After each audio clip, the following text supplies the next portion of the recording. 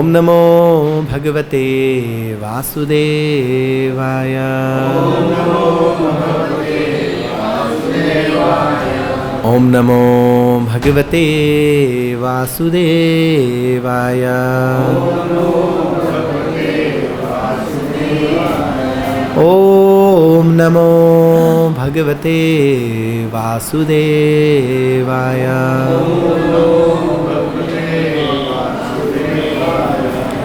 Om Ajnanaतिमिरन्धस्य ज्ञानाञ्जनं शलाकया चक्षुरुन्मिलितं येन तस्मै श्री गुरुवे नमः। श्रीचैतन्य मनोभीष्टं स्थापितं येन भूतले स्वयं रूप कदा मह्यं ददाति स्वपदान्तिकं। वन्देऽहं श्रीगुरो श्रीयुतापदकमलं श्रीगुरून् वैष्णवांश्च श्रीरूपं साग्रजातं सहगना रघुनाथान्वितं तं सजीवं साद्वैतं सावधूतं परिजनासहितं कृष्णचैतन्यदेवं श्रीराधाकृष्णपादान् सहगना ललिता श्रीविशाखान्वितांश्च। नमो ओं विष्णुपादाय कृष्णप्रेष्ठाय भूतले श्रीमते Bhaktivedanta स्वामिनिते नामिने।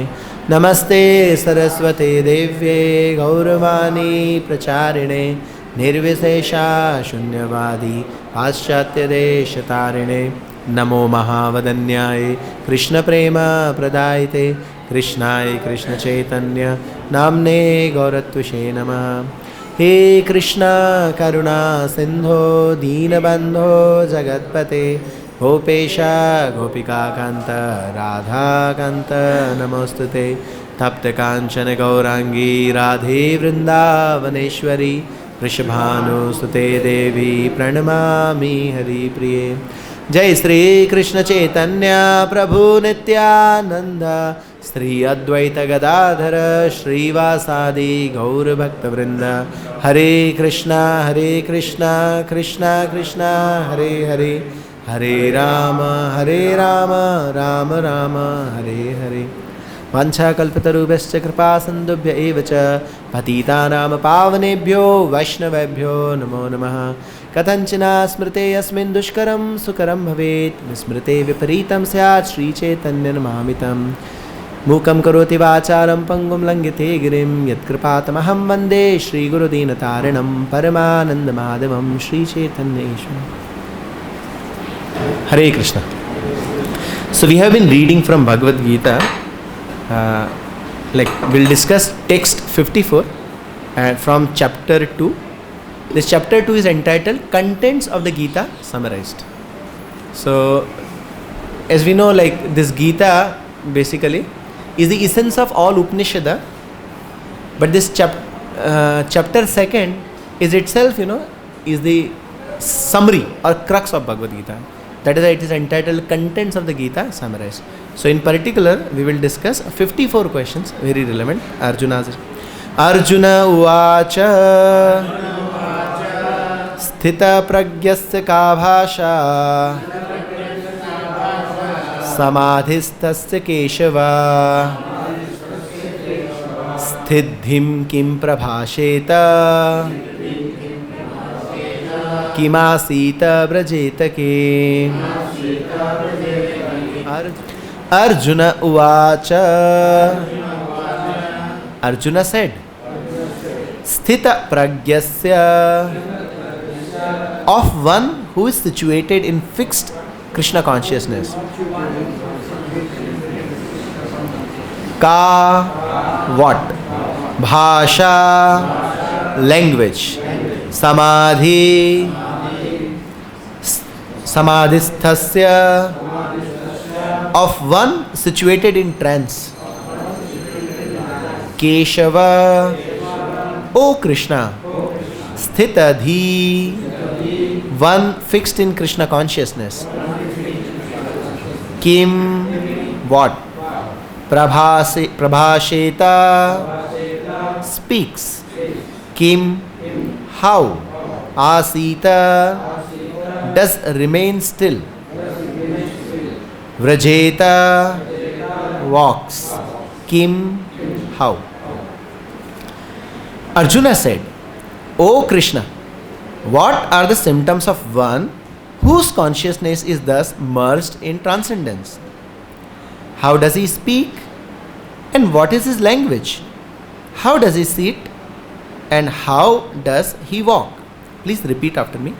Arjuna said, O Kṛṣṇa, what are the symptoms of one whose consciousness is thus merged in transcendence? How does he speak? And what is his language? How does he sit? And how does he walk? It's like here Arjuna is asking 4 questions and Krishna will give the answer. Purport by Srila Prabhupada. As there are symptoms for each and every man in terms of his particular situation. Similarly, one who is Krishna conscious has his particular nature. Talking, walking, thinking, feeling, etc. As a rich man has his symptoms by which he is known as a rich man. As a deceased man has his symptoms by which he is known as deceased. Or as a learned man has his symptoms. So a man in transcendental consciousness of Krishna has specific symptoms in various dealings. One can know his specific symptoms from the Bhagavad-Gītā. Most important is how the man in Krishna consciousness speaks. For speech is the most important quality of any man.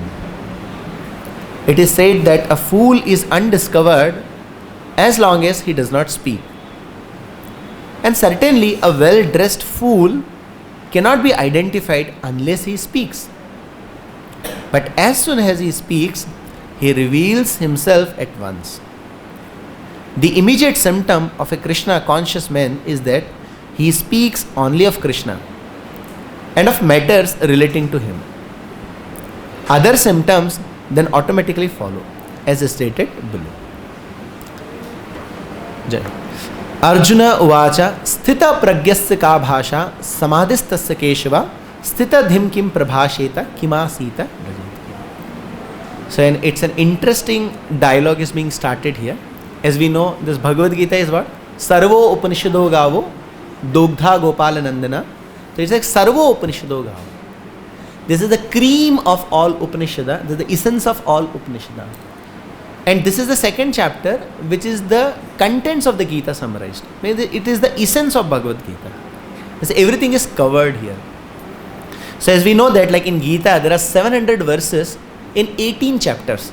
Of course, Krishna didn't divide 18 chapters, that Arjuna, I'm going to speak first chapter, then second chapter. It is the Acharya, for our simplicity and to understand the subject matter, they divided into chapters. This is the second chapter. And in each chapter, there are subdivisions. So we can say like chapters, and then there are topics, subtopics. So in second chapter particularly, so there are total 18 chapters and there are 81 subtopics. Like in different occasions, Arjuna asked a question and Krishna is giving answer. So here Arjuna is asking one particular question. Like, because a man is like, how do we judge a tree? Like, it's like, phalena parichiyat. Like, a tree is known by its fruit. Similarly, everything is known by its symptoms. So, like, the question may come in us also, like, we talk about Krishna consciousness. So what are the symptoms of a person who is perfectly situated in Krishna consciousness? Or just for the sake of my understanding, what is the goal of my practice? If I practice Krishna consciousness, then what kind of symptoms I can exhibit? So that I can identify a Krishna conscious person from among the normal people. Like, or we can say like a devotee versus non-devotee. I can find out like who is actually a devotee and who is not a devotee, or who is perfectly situated in devotional service, or who is perfectly situated in Krishna consciousness, or who is trying to be Krishna conscious. So here Arjuna is asking. So in the second chapter, there are mainly 4 topics that are discussed. In acronym, we can say GITA, because it's like contents of Gita summarized. So GITA. Like the first subject matter which was discussed in this second chapter was G means there is an absolute need of Guru. Without Guru, transcendental knowledge is not possible. And in the beginning, like Arjuna surrendered to Kṛṣṇa, that karpanya dosho prahatasva. So from verse number 1 to verse number 2, they talk about the absolute need of a Guru. That if you want to be enlightened in this science, if you want to be situated in samadhi, or if you want to make advancement in Kṛṣṇa consciousness, in transcendental consciousness, trance means something which is beyond material nature. Trance, like one who's beyond three modes of nature. Then you need a Guru. So that is G. G stands for absolute need of a Guru. Then it comes I. I means, then you should understand what is your identity. So from verse number 11 to verse number 29, Kṛṣṇa gives the knowledge of Atma, Atman. That your real identity is not this body which you are considering, but the real identity is what? The real identity is this. The something which is something which is within this body. That is soul, Satchidananda. So this knowledge is given from text number 11 to text number 29. Now then G, I and it comes to T. T means two types of duty. Then Kṛṣṇa starts first, like educating Arjuna about varnashram. You are a Kshatriya, fight. So this is like fight and become fixed in transcendence.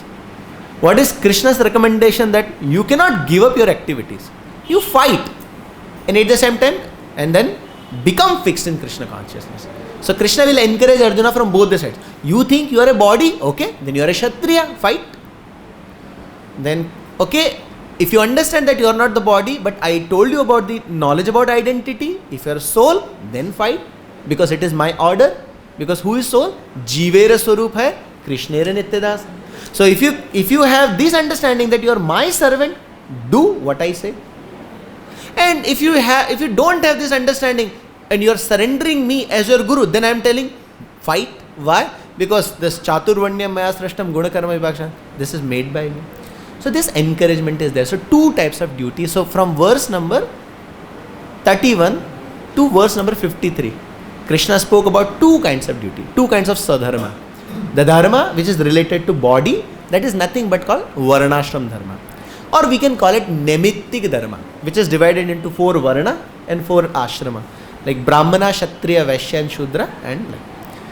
But there is also one more dharma, that is nitya dharma. That is the Bhagavad dharma, real dharma.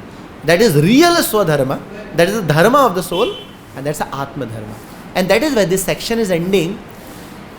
That what happens if a person who is situated in real knowledge, because Kṛṣṇa is giving real knowledge, that is why this section is also called as Buddhi Yoga. What is called? Buddhi Yoga. Not, it's a Buddhi Yoga. So sometimes people misunderstand, they think Buddhi Yoga means Jnana Yoga. No. Buddhi Yoga means Bhakti Yoga. Because whose Buddhi is a Kṛṣṇa's intelligence. Like this whole body is compared as a chariot, senses are horses, mind is a rope, intelligence is a driver and soul is the passenger.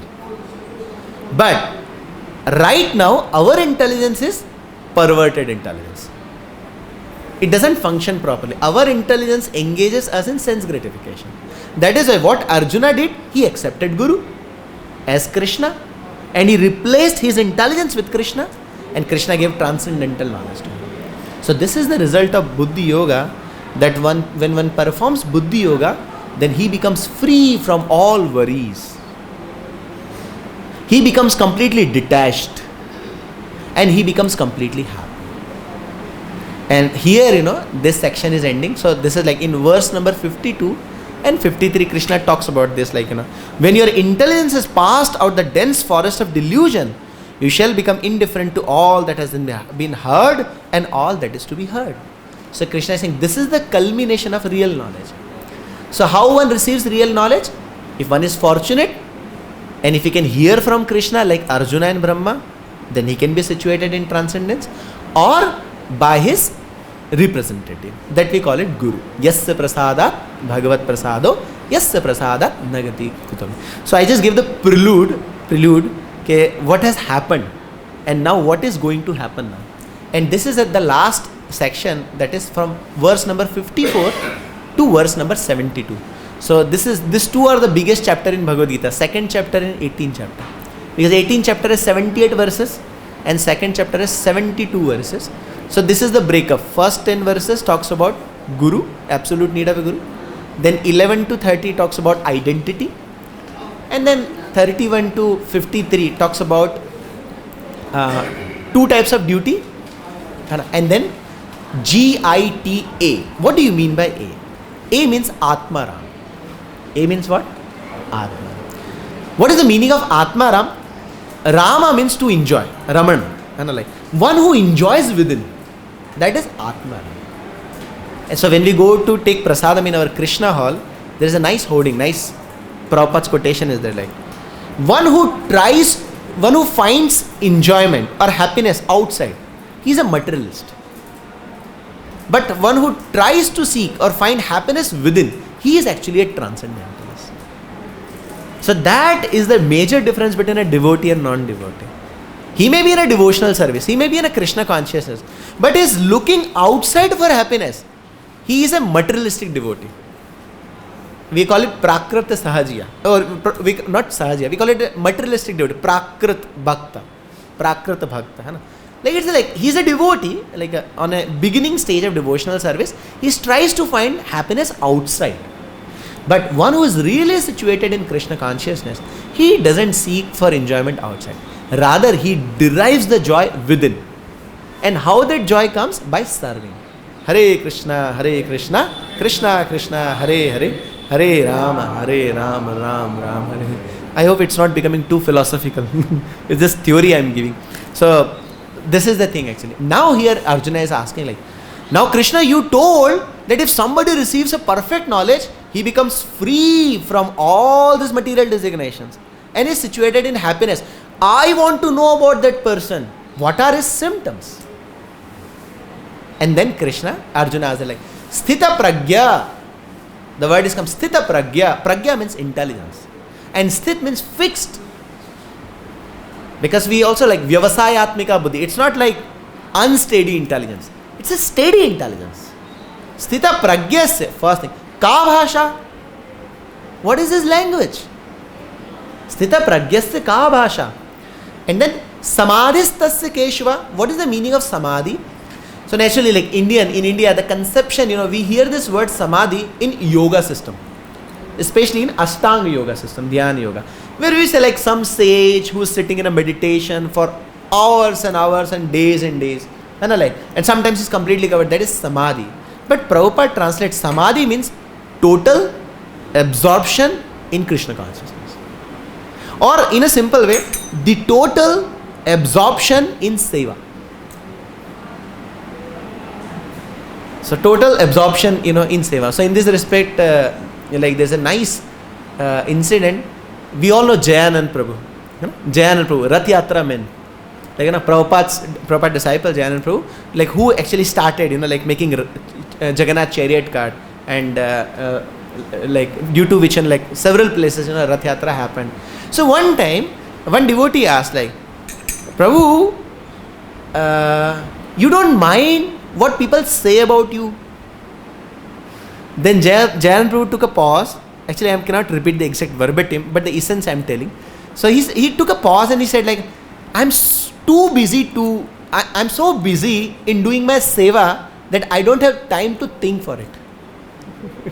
Sometimes we become disturbed when we hear that other people are talking about us. So a similar devotee asked the question, Prabhu, you don't mind when other people talk about you? So then he replied that I'm too busy to do my seva that I don't have time for this. This is the example of samadhi, transcendence. Another classical example is like Haridas Thakur. When Maya Devi came herself to Haridas Thakur, then Haridas Thakur told, okay, fine, you have come, I'll fulfill your request, but let me finish my rounds. So this is like another, classic examples of, samadhi. Another example of samadhi is like when Chaitanya Mahaprabhu was in Jagannath temple, he was taking darshan of Lord Jagannath, and suddenly an old lady came.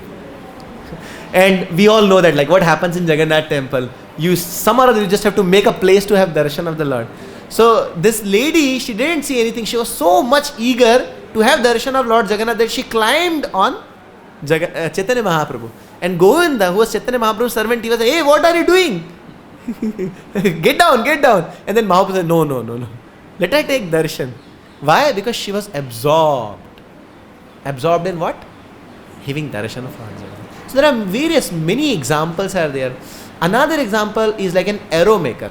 It comes in Bhagavatam 11th canto, where we hear the description of 24 gurus. In 24 gurus, like one guru is arrow maker, like who makes the arrow. So when you make the arrow, you have to be very careful. It should be very sharp, so that it doesn't miss, the target aim. Actually, it has to be very, very sharp, very, very sharp. So a lot of concentration is required. And what was happening? Dattatreya Maharaj was standing there, and this arrow maker was making an arrow, and a huge procession was going in front of him. And this was not an ordinary procession, this king was going. And we all know that when king goes, what happens? Everybody stands up and bow down. But this person didn't budge. He was completely absorbed in making an arrow. So this is also another example of samadhi.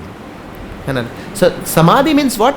Total absorption in Krishna consciousness. So in Krishna consciousness, we begin with what? Surrender. And that is why this chapter is called Contents of the Gita Summarized. How this chapter is beginning? It is beginning with surrender. Because in the first chapter, Krishna is not replying. Krishna is not giving answer. Arjuna is putting question after question after question. Krishna is not replying. But when Krishna started replying? When Arjuna said, Shishyastyaham shadimam tam prapannam. Similarly, in our bhakti life also, when we come and become in devotional service and take initiation, this is not final. This is an indication. Now I am surrendering. So it begins with what? Surrender. And where it culminates, where it ends, it culminates in absorption. In Hindi we call it tallinta. Sharanagati se shuru hoke tallinta. It starts with surrender, and that is interesting, this chapter. How we can say that, like how one can say that this is the summary of Bhagavad-Gita. The appropriate name is given. The contents of the Gita summarized. Why? It's beginning with surrender. Arjuna is surrendering, and then culminating in what? That is absorption. And Arjuna wants to know about the characteristics of that person. Arjuna wants to know about the symptoms of that person. So one can say, why do you want to know the symptoms of that person? My dear sir, for two things. What are those two things? At least first of all, I should know that the path I am following, if I follow that path, then what I can become. Because it is, if the goal is clear, journey is easy. If the goal is there, journey is very easy. Otherwise, aimless life is a useless life. If there is no aim, you cannot land up anywhere. The aim should be very clear. So Arjuna wants to know, Kṛṣṇa, you are recommending that we should develop, fight and become fixed in transcendence. So what is transcendence? How can I know about transcendence? Today I am practicing Krishna consciousness. So how can I understand whether I am making advancement or not? So that is why Arjuna is asking these questions for us. So this is one thing. And the second thing, nobody can make advancement without being guided by a teacher. Now, who should be a teacher? One who is situated in transcendence. One who is situated. Now, how can I know the person among the mob that who is situated in transcendence? Please tell me the symptoms actually. That is why we need Guru. Na? So, what Rupa Goswami's recommendation in NOI 5th, that Krishneti yasya giritam mansadriyeta, that you should give your respect to everyone from mind. Krishneti yasya giritam mansadriyeta. Dikshasti cheta pranati bhishcha bhajantamisham. Shushrushaya bhajana vigya ananya manya nindadi shunyam ipsata sangalabdhya. So there Rupa Goswami is also telling about, the characteristics of the Uttamadhikari, or a person whose association you should start. Similarly, we are also living in the Sangha of devotees, and it is said that like, what can make bhakti? Association of devotee. And what can take us away from bhakti? If it go away from the association of devotee. But even within the association of devotees, with what kind of devotee we should associate? Because There are two kinds of devotees, mixed devotees and pure devotees. And Aristotle said, you become what you associate. If you associate with a mixed devotee, you also develop desire like mixed devotion. And if you associate with a pure devotee, you develop desires like a pure devotee. So these are all being discussed. So here Arjuna is asking, my dear Kṛṣṇa, what are the symptoms of a pure devotee? Because a pure devotee's consciousness is fixed. His intelligence is fixed. His intelligence is not wavering. But those they are mixed devotees, their intelligence is wavering. Why? Instead of asking for Kṛṣṇa, they are asking for something else. They may be asking for some kind of material enjoyment, some kind of enjoyment facilities or knowledge. Anyabhilashita. They are not anyabhilashita, shunyam. They are jnana karamadi. Their consciousness is tinged with jnana and karma. But I want to know the symptoms of a person who is situated. So he is saying, sthita-prajñasya ka bhāṣā. What is his language? Samādhi-sthasya keśava. So this is samadhi, we have understood. Total absorption in Krishna consciousness. Just like another classic examples we can see from the life of Srila Prabhupada. Like when Prabhupada was on his last days in the same quarter, what was his consciousness? How to spread Krishna consciousness.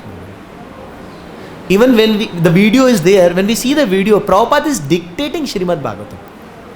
And he's telling one thing, that whatever I have done, that is 50% work. 50% is still left. We have to establish Varnashram system, Devi Varnashram system, in order to spread Krishna consciousness effect. This is the classic example of samadhi. Total absorption in serving Krishna. Sorry, like a person who is on the verge of leaving the body. What is his consciousness? He is thinking how to spread Krishna consciousness movement. That is samadhi. So one way of samadhi is like chanting Hare Krishna Mahamantra throughout the day and night. Hare Krishna, Krishna Krishna, Hare Hare, Hare Rama, Rama Rama, Hare. Or another thing is like always thinking how to spread Krishna consciousness. How to fulfill the desire of my Guru. How to serve my Guru. This is called samadhi. And then sthita-dhīḥ kim prabhāṣeta. How he speaks. And Prabhupada write a nice thing in Purport. You cannot differentiate between a fool and an intelligent unless and until he speaks. And there was a classic example like Kalidas. We all know the story of Kalidas. Huh? There was an arrogant princess of Ujjain, Avanti. She was very scholar and she defeated everyone that time. And she was the princess, so nobody can take, nobody can challenge also. So she was a princess and she was so she called, the people. Whoever will defeat me, I will marry with him. And then they were ready to take the revenge. She is so arrogant, she must be married to someone who is a grossly fool. And one day they found a person who was sitting on a branch of a tree and is cutting the branch from that side, opposite hand. This side he was sitting and from this side he was cutting. So when it will be cut, he will fall down. And that person was none other than Kalidas. And they brought him and he's like, what I have to do? You don't have to do. You just keep quiet. We will answer on your behalf. And then, this princess started asking question and Kalidas replied. He was like, I will punch you. And then the whole, the description is there. And actually all the answers were right. And by condition, this princess had to marry with Kalidas. But later she came to know that my husband is a grossly fool. But then Kalidas went and he learned and he became a very great scholar and wrote Abhigyana Shakuntalam.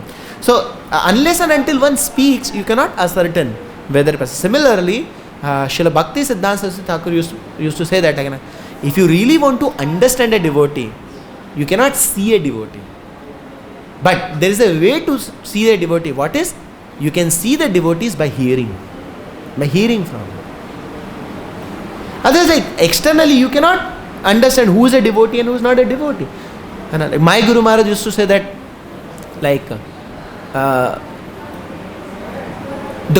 the consciousness of a devotee is exhibited by his actions.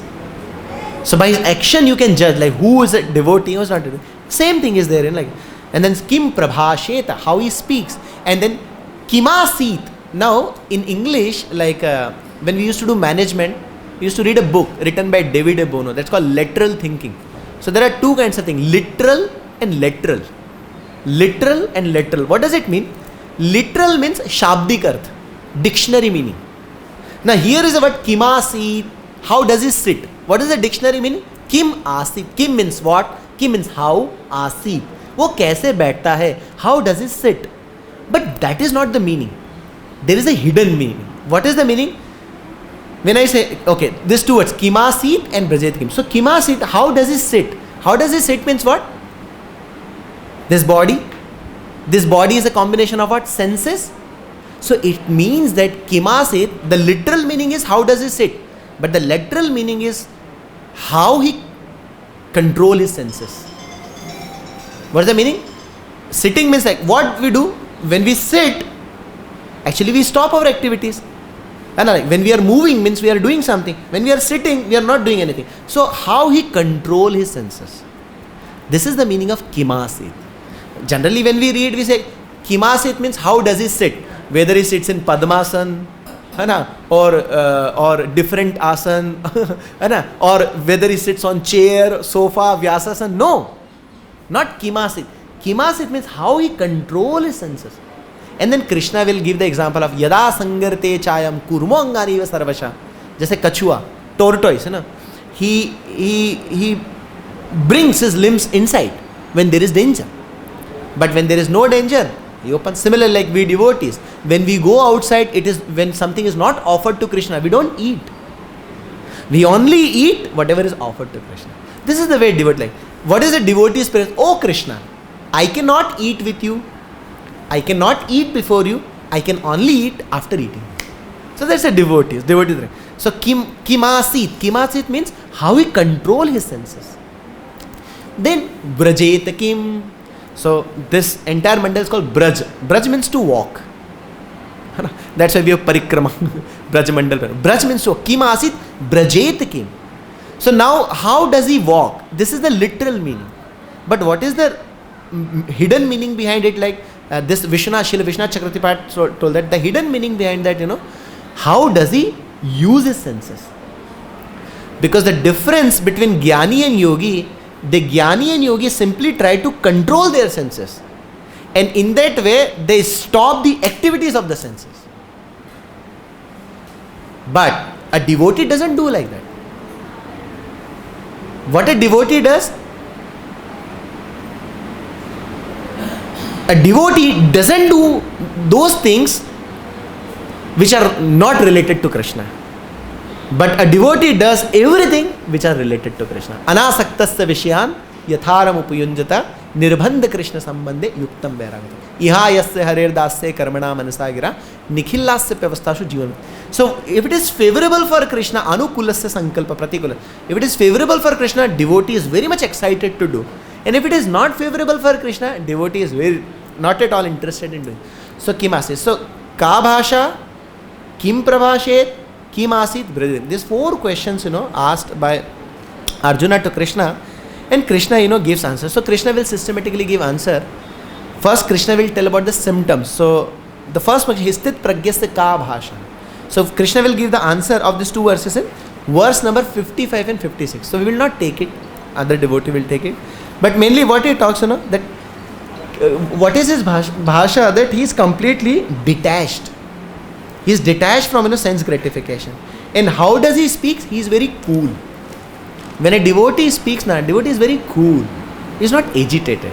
This is also one of the symptoms of a devotee. So in this respect, a very good example comes.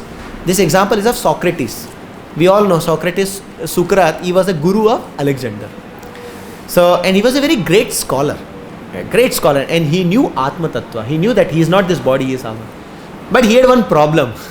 Because he was in household life, so he had wife and she was very quarrelsome. And this Socrates, he loved to discuss, he used to love to discuss philosophy. He was very much fond of discussing philosophy. But his wife was very much annoyed by this act. So when he was sitting with his friends and discussing the philosophy, immediately his wife came and started shouting. And then immediately his friends became disturbed. And they thought that this is not the proper place. Socrates said, let us go outside in the park, we'll continue our discussion there. And then as soon as they were walking out of the door, suddenly what happened? So much water fell on their head over like from top. And then everybody became shocked because weather is completely clear. From where the water has came? Then Socrates told, don't worry. Earlier it was thundering, now it is raining. So he was so cool person. By this situation everybody became disturbed. How suddenly first she was quarreling and now suddenly she was moping and all the dirty water was there and she threw the dirty water. And the Socrates, no problem. Earlier it was thundering and now it is raining. So this is the example of cool. Yes, when we really practice Krishna consciousness and we are situated in transcendental, we remain cool. It doesn't affect, because amana nina manadena. A devotee is natural humble. Amana nina. It doesn't affect actually. Because he knows the futility. That is not, he knows what is real and what is not real. Unreal actually. So this is the thing. And then he say, Kim āsīta. How does he sit? Then Kṛṣṇa will give the answer of this in verse number 58 and 50. Ka bhāṣā, he will give the answer in 2 verses. And then how does he speak? So then he will give the answer in 58 to 60. And then 60 to 63, he will give the answer of how does he control his senses. And 64 to 71, Kṛṣṇa, will give the answer of remaining. How does he engage, use his senses. And Kṛṣṇa will culminate, what is the solution basically? That solution, one should give up. What one should give up? One should give up all desires for sense gratification. Prajahati yada kaman sarvan parth manogatan. Because his mind is actually the origin from where all the desires are coming. And that is the root cause of your bondage. Mana eva manushyanam karanam bandhamoksha. And that is why don't listen to your mind. What you do? Surrender to Guru. That is the only solution. When you surrender to Guru, naturally you will come in transcendental consciousness. So give up all types of, all kinds of, all desires of sense gratification and all sense of proprietorship. That this belongs to me, this belongs to me, this belongs. No, nothing belongs to you. Only one thing belongs to you, that is Kṛṣṇa, your relationship with Kṛṣṇa. Beside that, Jivan anitya jano ye sara. There are only 2 things eternal, Jiva and holiness. Besides that, we hear is dhara ka, is dhara pe, sab dhara hi reh jayega. Nobody can take anything with him. We don't bring anything when we come in this material world, and we don't take anything when we go out of this material world. So one has to be completely fixed in that consciousness that nothing belongs to me. Yes, I am the caretaker. It is in my possession for the time being I am using. But when the time goes, I have to leave it and I have to go. And the third, give up your false ego. False ego means this false conception of identity that I am this and I am that. Because when you maintain this conception of identity, you want to become enjoyer. And when you want to become enjoyer, your intelligence cannot be fixed. It will always be unsteady intelligence, wavering intelligence. Because nobody can enjoy. Jiva is not enjoyer. Enjoyer is Krishna. Hare Krishna, Hare Krishna, Krishna Krishna, Hare Hare, Hare Rama, Hare Rama, Rama Rama, Hare Hare. So we still have 10 minutes. If any comment, questions, you can take. Yes, Prabhu. Yeah. Using not AC at home in samādhi-sthasya.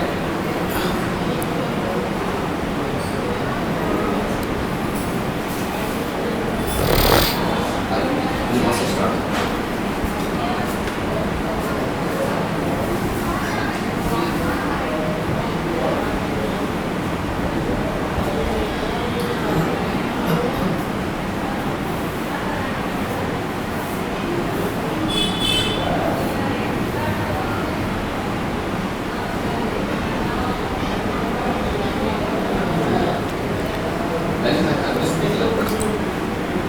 This is the summer season actually, and we all are using this AC actually, air conditioning at home.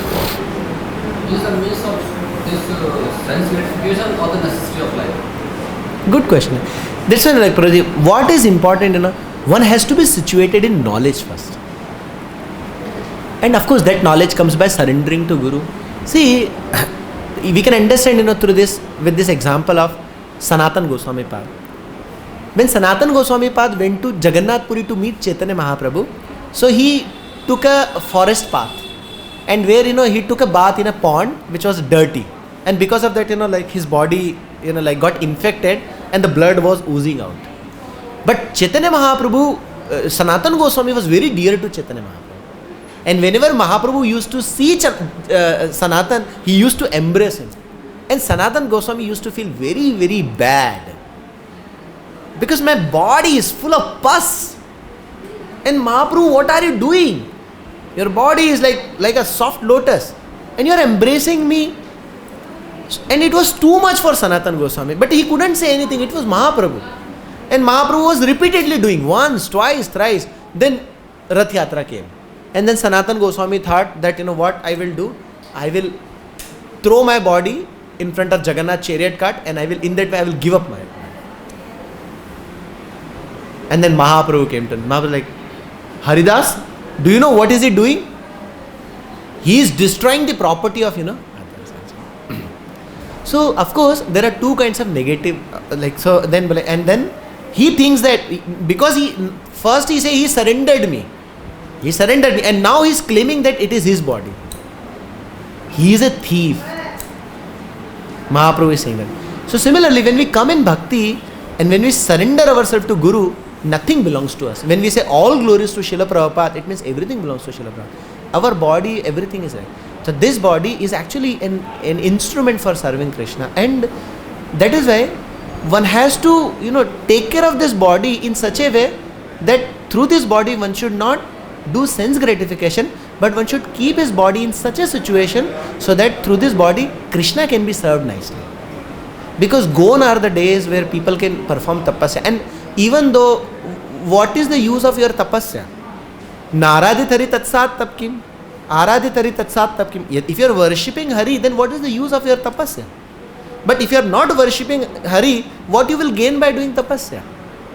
So our tapasya is actually using this body for the service of the Lord, and for that whatever basic minimum is required, one should take it. One should not be a stereotype or like a fanatic kind of person. Like when the body is old, body has a certain requirements, and that has to be dealt with. What consciousness that this is not my body. Through this body I can serve my Guru.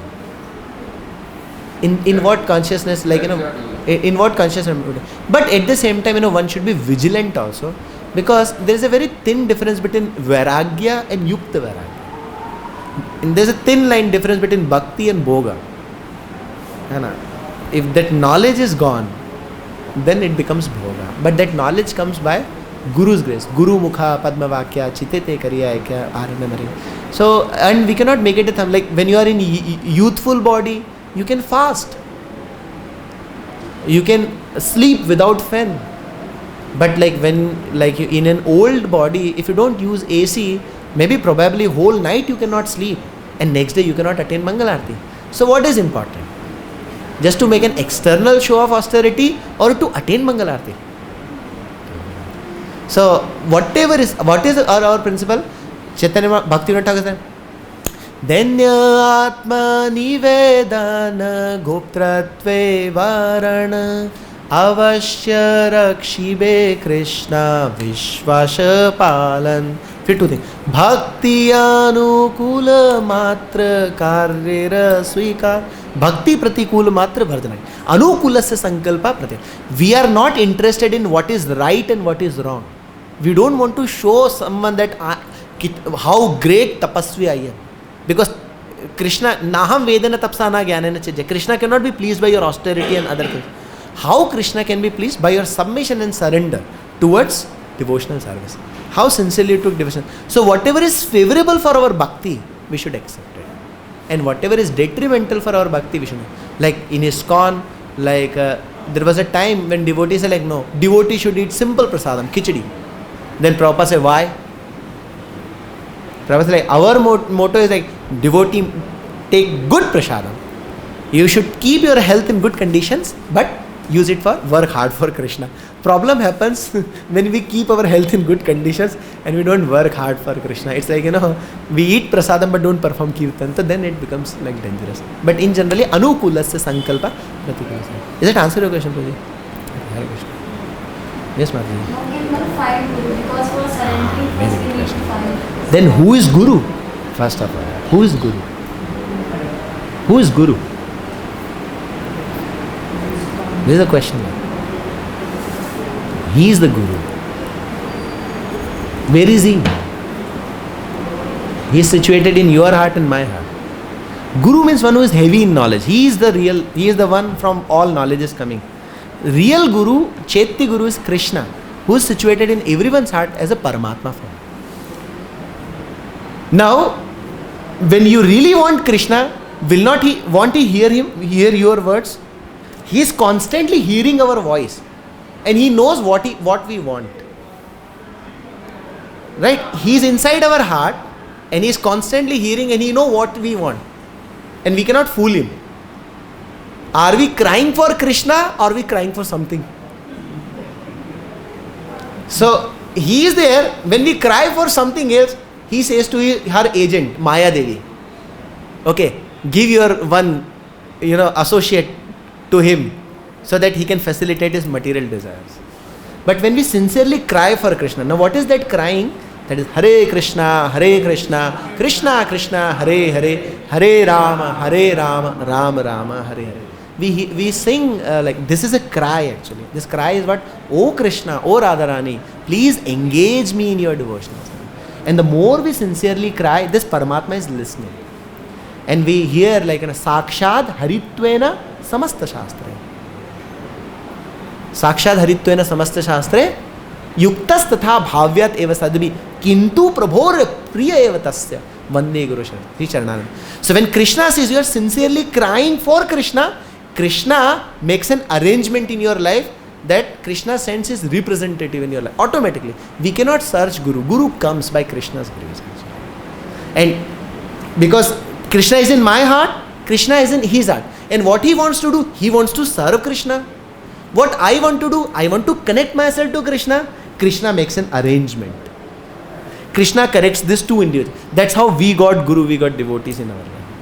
Have you ever thought we will meet the disciples of Srila Prabhupada? We never thought about ISKCON like in our life. But some or other, by some arrangement we came across. Because somewhere there was sincerity is there. I want to know Kṛṣṇa. And Kṛṣṇa made an arrangement in our life. And then when it comes, then what happens? I heard this in Srila Gaur Govinda Maharaj book. If you want to hear more, Maharaj wrote a book called Guru Tattva. He gave a series of lectures. And his disciple compiled a book called Guru Tattva, where Maharaj gives a fantastic explanation, which I am repeating. So he says, when Kṛṣṇa sees your sincerity, then Kṛṣṇa sends a Guru. And what happens? Then you have to perform a litmus test. In chemistry, we perform a litmus test, whether it is acid or basic. The moment you see that personalities, first thing happens, all your doubts are vanquished. The doubts which were in your heart, immediately it is vanquished. This is the first symptoms. And the second symptom, you inquire from that person. And his answer completely satisfies your heart.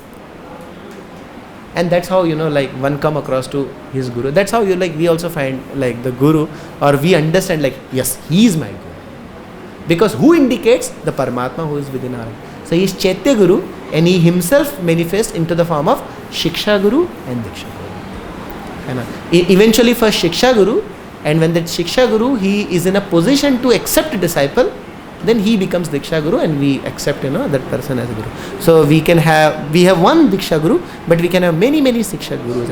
And the more we grow in Bhakti, Kṛṣṇa sends more and more devotees in our life. And that's how, in devotee association actually we find so many Gurus. Prabhupada बोलते थे सब गुरु बन जाओ. गुरु बनना कोई बड़ी बात है. सिंपल क्या करना है? जारे देखे तारे कहे कृष्ण उपदेश. Hare Krishna Krishna Krishna Hare Hare, Hare Ram Ram Ram. Just one thing. And another thing, Guru is one who is a devotee of Kṛṣṇa, and who has no other business than business of Kṛṣṇa. Whose only business is whatever is the business of Kṛṣṇa. What is Guru? A Guru always, preaches the glory of Kṛṣṇa. He always connect, people to Kṛṣṇa, and he himself is a devotee of Kṛṣṇa, and he is a Guru. Okay, जय शिल प्रभुपाद की वंशा कल्पतरुभ्यश्च कृपा सिन्धुभ्येव च पतितानां पावनेभ्यो वैष्णवेभ्यो।